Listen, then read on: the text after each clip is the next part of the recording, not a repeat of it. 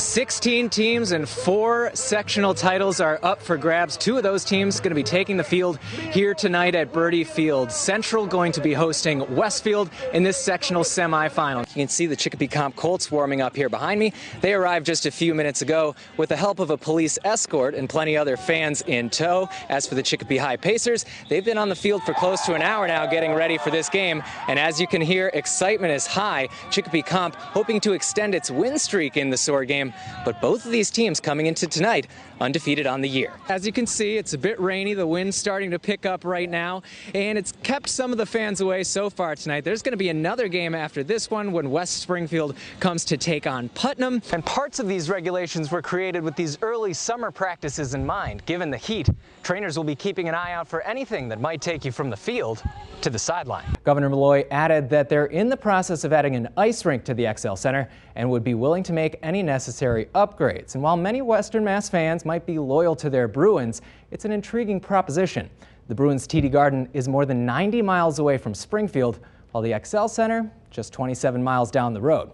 But with no response from the Islanders, it's still at this point just an idea. While most Patriots fans are still stewing over the upcoming 4-game Deflategate suspension, Tom Brady says he's moving on. The road to reclaiming the Super Bowl title began today for the Patriots, and while there's plenty of uncertainty, one thing is for sure: Tom Brady will not be the starter come Week 1, thanks to his 4-game Deflategate suspension. Now, with the legal battles over, the Pats turned their focus to the field to figure out how they'll start the season without their star at the helm. Western Mass News reporter Joey Glauber here now to break down the big game. Joey? And Dave, this year really so much different than any other for Patriots fans. Even fans who have experienced this buildup so many times say this game would mean more than any of them. Some have dubbed it the revenge tour for Tom Brady and the Patriots. Even though you'll never hear it out of the future Hall of Famer's mouth, fans won't hesitate to tell you that they want to see the look on Roger Goodell's face if he has to hand Brady the Lombardi Trophy. But the Patriots, they've got plenty of work to do before that becomes a reality. That wasn't why I played football. I played football because I just love playing and with my teammates. Nonetheless, Brady and his fans hope that Sunday will be another piece of a legacy being written before our eyes. You know, we're at the Super Bowl. I mean, it doesn't get any better than that. And Coach Belichick will be the first to tell you it's all about executing when the whistle blows, and all the stats and history go out the window. But that doesn't mean there can't be some special luck on their side come Sunday. The Patriots will be suiting up in their white road jerseys on Sunday, and it just so happens that 11 of the last 12 teams to wear white jerseys in the Super Bowl have won it.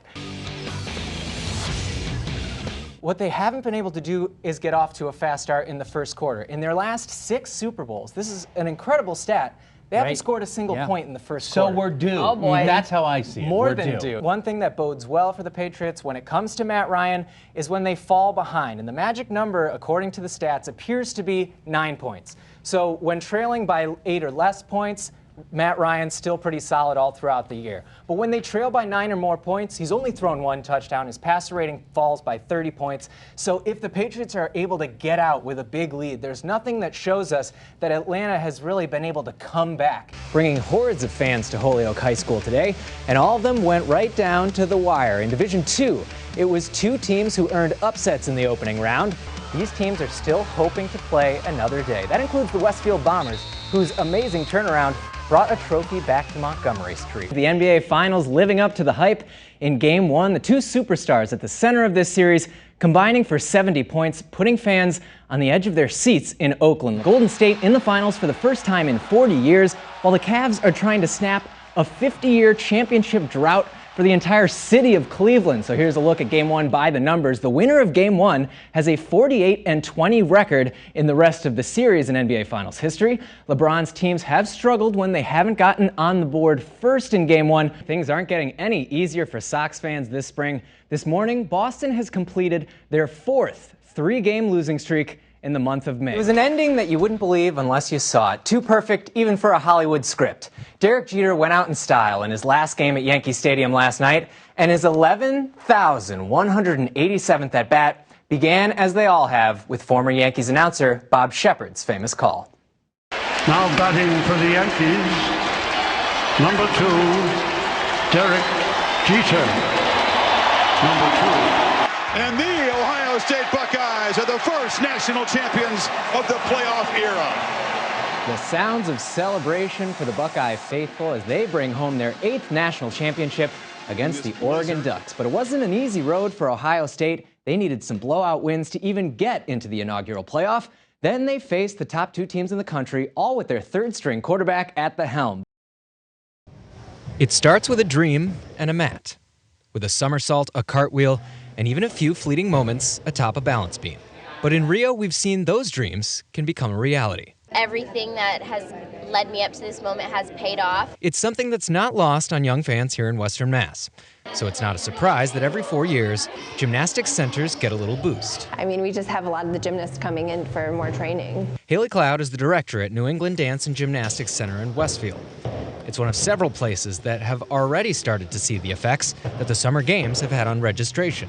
We add in, more tumbling classes to accommodate the increase. Before 2004, just 2 American female gymnasts had medaled in the individual all-around event. Since then, Team USA has claimed gold in each of the last 4 summer games. Cloud says the sport is building role models for young athletes. They come in, can we tumble like Simone? And it's never too early to start chasing that dream. Students here at the New England Dance and Gymnastics Centers can start their training at the age of 2.